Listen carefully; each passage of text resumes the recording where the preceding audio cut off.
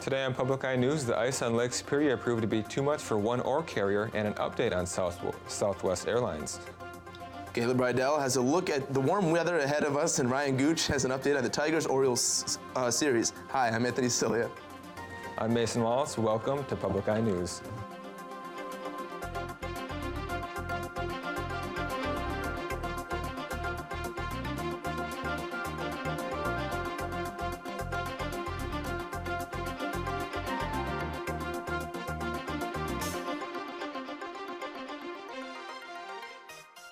After all flights were stopped due to the weekend snowstorm, Sawyer International Airport is back to operating as normal. The Federal Aviation Administration requires runways to be clear before any flights can take off. Crews worked to clear the runways as quickly as they could and strived to provide safe and effective flights for their travelers. The airport closed Monday morning and resumed operations on Tuesday night.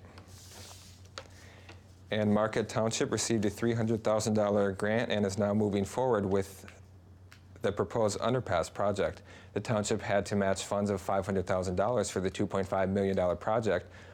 Over $200,000 was donated by 54 local business organizations and individuals. The underpass will be located at U.S. Highway 41 east of Menards and is designated for pedestrians as well as snowmobilers. The 767-foot-long vessel known as the K.E. Barker is stuck in compressed ice by Picnic Rocks near Marquette. Thick Lake Superior ice is caused by strong winds and high waves due to the winter storm earlier this week has frozen the water between Marquette and Whitefish Bay. The Coast Guard cutter Mackinac arrived this morning to help free the boat from the surrounding ice. The delayed ship will be back in action at some point today. The K.E. Barker has been stuck for several days, and I'm sure that the crew is looking forward to the warmer weather that will be coming up in Caleb's forecast. And a brand new event is taking place in Marquette this Saturday. The coffee crawl is kicking off at 11 a.m. and all participants start by picking up a passport from River Valley Bank on 3rd Street. Each venue on the trail is looking forward to highlighting what differentiates them from the competition. Over the course of the event, each participant receives 4 ounces of coffee from each venue. Tickets are for sale online now at nmuprssa.com, but only 100 are available, and organizers expect to run out before Saturday. The crawl features 7 different shops and covers a span of 1.7 miles throughout town, starting at Java Bay on 3rd Street. The proposal of 35 to 50 wind turbines has left the community in L'Anse Township divided. Renewable Energy Systems proposed the turbines to run on the Weyhauser property, causing the area residents to speak out. The Baraga County Board hosted a public forum along with a presentation by MSU Senior Extension Educator Brad Newman to answer questions. Changes to the L'Anse Township ordinance are being reviewed currently by the Planning Board. And the Michigan Department of Transportation announced a $4.8 million repair to the Heath M. Robinson Memorial Cut River Bridge in Mackinac County. The bridge needs structural and joint repairs along with painting and will include a 3-year sandstone restoration warranty plus a 2-year bridge coating warranty. The work is set to begin April 20th, with the detour expected to begin May through September, and the project is expected to be completed in November.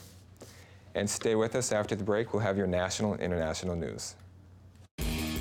I've been around the world, but there's one place I keep coming back to.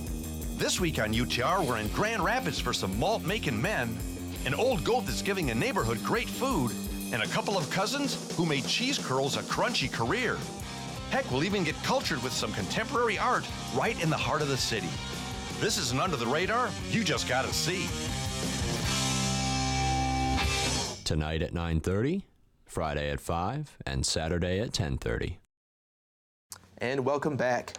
Governor Jerry Brown of California has reached a deal with the federal government that the state's National Guard troops will be deployed to the border to focus on transitional gangs that smuggle weapons and drugs into the states. According to Homeland Security, things are still being worked out, but they're looking forward to the support. Some troops may be deployed this month and are expected to stay until at least September 30th, Brown said. Members of the contingent will be assigned to all parts of the state, not just at the border. And the FAA will order airlines to inspect hundreds of jet engines similar to the one that exploded on the Southwest flight. Federal investigators say that the engine blade that broke off and triggered a deadly accident on Tuesday had microscopic cracks. Chris Van Cleve is at Philadelphia International Airport with the latest. Federal investigators are analyzing how one of the 24 metal fan blades snapped mid-flight on this Boeing 737 engine. How concerned are you about the safety of 737s in general? Well, we're very concerned about this particular event. Why did this happen? As far as trying to extrapolate that out to the entire fleet of 737s, I think that's unwarranted at this point. Passenger Jennifer Reardon was sitting next to the window when it was hit by shrapnel from the engine. She was wearing her seatbelt, according to the NTSB, but was nearly sucked out of the plane. Medical examiners say she was killed by blunt impact trauma to her head, neck, and torso. Texas firefighter Andrew Needham was among the passengers who pulled Reardon back inside the plane. I felt the calling to get up and do something, stand up and act. My heart goes out to Jennifer and her family. I can't imagine what they're going through. The New Mexico mother of two was a vice president at Wells Fargo. Her sister-in-law says Jennifer lived a remarkable life. She was just a beautiful person from the inside out. Captain Tammy Jo Schultz was in command of this Southwest 737 when the engine blew and the plane pitched 41 degrees to the left. I believe Captain's side is where we had the damage, and that's the engine that went out. Schultz calmly spoke to air traffic control as she and her co-pilot Darren Ellisor steadied the 737 and began a rapid emergency descent. The pilots returned home last night and said, "We all feel we were simply doing our jobs. Our hearts are heavy." At least one member of Congress is now calling for hearings on aviation safety. Chris Van Cleve, CBS News, Philadelphia. Previously backed by the United States, the rebels in southern Syria fear an attack by President Bashar Assad's forces.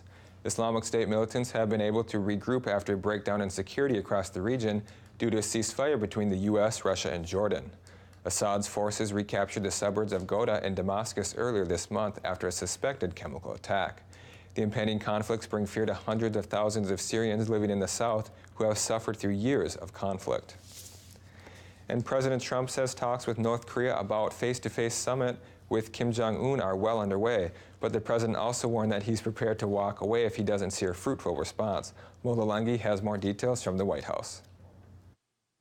President Trump laid out his main goal for a face-to-face meeting with North Korean dictator Kim Jong-un. The denuclearization of the Korean Peninsula. But he warned he won't stay long if he doesn't see progress toward that goal. If I think that it's a meeting that is not going to be fruitful, we're not going to go. If the meeting, when I'm there, is not fruitful, I will respectfully leave the meeting. Possible summit locations being discussed include the Peace Village inside the Korean demilitarized zone, a U.S. naval ship off the Korean coast, or neutral locations ranging from Mongolia to Sweden. Another goal President Trump says he's focused on in the negotiations is securing the release of 3 Americans being held captive in North Korea. An American businessman and 2 teachers are currently in prison there. I think there's a good chance of doing it. We're having very good dialogue. We will keep you informed, but we are in there and we are working very hard on that. CIA Director and Secretary of State nominee Mike Pompeo reportedly brought up the imprisoned Americans during his secret trip to North Korea over Easter weekend. I'm working hard to get every senator that vote that I can. The vote on Pompeo's nomination to be Secretary of State is scheduled for Monday afternoon. Molalanghi, CBS News, the White House. And no criminal charges will be filed in Prince's death. And evidence shows that the musician thought that he was taking a common painkiller instead of a counterfeit pill containing fentanyl. That killed him. Carver County Attorney Mark Metz said that investigators found no evidence of any sinister motive, but that some associates had sought to protect Prince's privacy. The lack of criminal charges does not mean that associates did not enable the singer's habits, Metz said, but that some evidence and some of them do not know anything about the fentanyl. And after the break, we'll be back with your weather and sports. Stay tuned.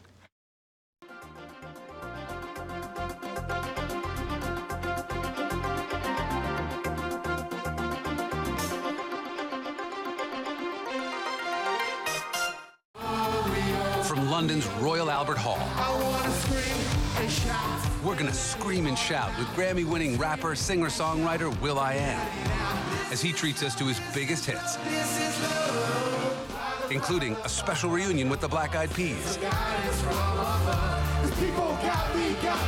Don't miss will.i.am on Landmarks Live in Concert. A great performance is special. Friday night at 10 on Public TV 13. Welcome back. I'm Caleb Rydell, going to be taking you through your weather for today. As you can see behind me, the sun has decided to grace us with its presence, and it is out there, and it is sunny, and you're going to need some sunglasses out there if you want to beat that sun out there. The temperature right now is 42 degrees, winds out of the north at 14 miles per hour, and a barometric pressure of 30.38 inches and rising. Taking a look at tonight, we're going to see the moon out there, some stars, low of 29 with winds out of the west and northwest at 10 miles per hour. And looking at tomorrow, we're going to see partly cloudy out there with a high of 47, winds out of the north-northeast at 7 miles per hour. Taking a look across the UP, we are going to see a whole lot of sun, and that's going to be good. Going to be melting off some of that snow that we got with the blizzard. We're going to start up in Sault Ste. Marie with 37 degrees, Manistique with 42, the only partly cloudy out there. The rest of it is all sunshine. We're going to go over to Escanaba with 48 degrees and down in Menominee with 47 degrees. Taking a look at the western half of the UP, we're going to see Iron Mountain with 51, Ironwood with 45, up in the Keweenaw in Houghton with 43, and back here in Marquette, 42 degrees. Let's take a look at your week ahead. On Saturday, we are looking at a high of 50 degrees with a low of 30 and some partly cloudy out there. Partly cloudy on Sunday and Monday as well with a high of 54 and low of 37 on Sunday. And Monday with a high of 61, low of 40. So it's going to be pretty hot out there. And Ryan, things are warming up, and I hear the things are warming up in the football community as well. Yeah, we definitely have some events to look forward to. Registration for the 7th annual Northern Michigan University football golf outing is officially open.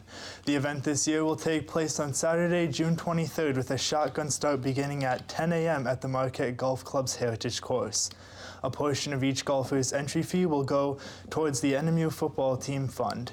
Each registration fee receives 18 holes of golf, lunch, and complimentary refreshments on the course, and a barbecue dinner at the Superior Dome. Prizes will be available for the longest drive, longest putt, and more.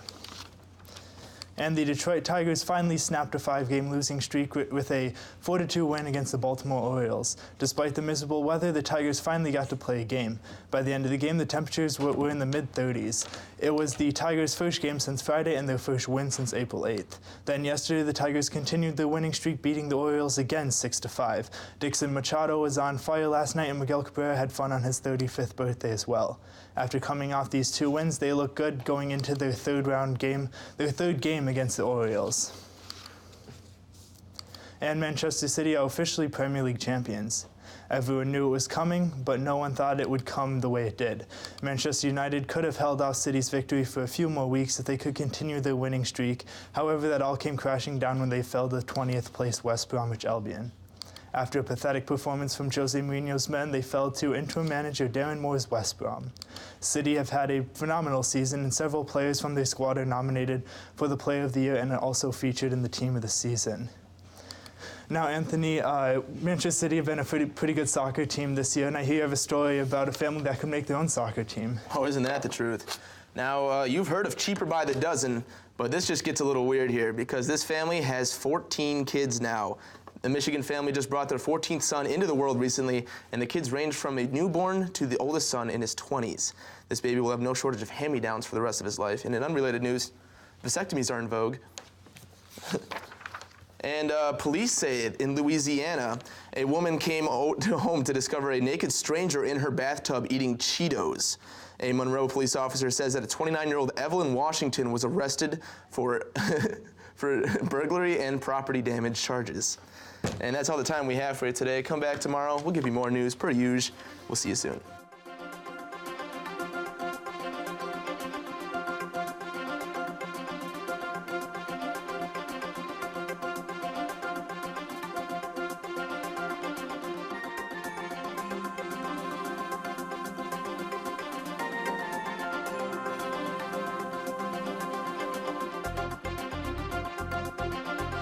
The preceding program was produced in studios located in the Edgar L. Hardin Learning Resources Center by WNMU-TV, Northern Michigan University Public Television.